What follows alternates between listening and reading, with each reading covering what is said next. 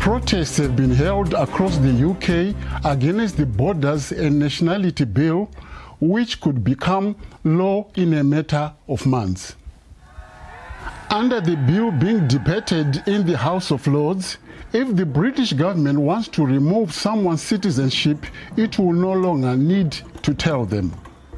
The UK government claims it's primarily targeting terrorists, war criminals and spies as part of a shake-up of immigration law, but critics have said it will create a climate of fear and inequality directed towards migrant communities. And we have been tirelessly working for the past 2 months with the Sikh Council, Windrush Lives, and many other faith organizations and civil society organizations opposing this very bill. We were today at outside of the Lord's House protesting against this very bill. The Nationality and Borders Bill is an affront to human rights. This is a bill which attempts to further marginalize minority groups whilst eroding our civil liberties. Communities across the UK are rightfully concerned by this bill, particularly since we witnessed time and time again the tragic deaths of refugees in the Channel and the government's devastating impact of the Windrush scandal. This is a bill which builds hatred of refugees into the fabric of our democracy. It further entrenches race-based tier systems of nationality into law, inevitably creating another Windrush scandal. We cannot stand by and let such a bill go unchallenged. Protests have been taking place against the plans, with many fearing people from ethnic minority groups could be treated differently to white Britons for committing the same crime, be stripped of their national identity and even deported. The new part of the law means that the government will no longer have to inform people that their citizenship is being removed.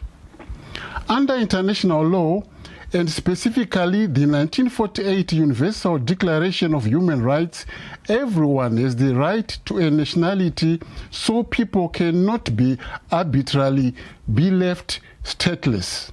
But the British government says it is possible to strip people of their citizenship if they have another nationality to fall back on. For example, if they have dual citizenship, or if it is possible to get citizenship somewhere else, such as the country their parents come from. However, minority groups say they could become second-class citizens if the bill is passed. That's what more than 20 groups, including the Muslim Association of Britain, Sikh Council UK and Windrush Lives, said at demonstrations in front of Downing Street in December and January. They claim the broader powers could allow the government to repeat the Windrush scandal, which occurred when large numbers of long-term British residents, many of them originally from the Caribbean, were told they were in the UK illegally, despite living and working in the UK for decades.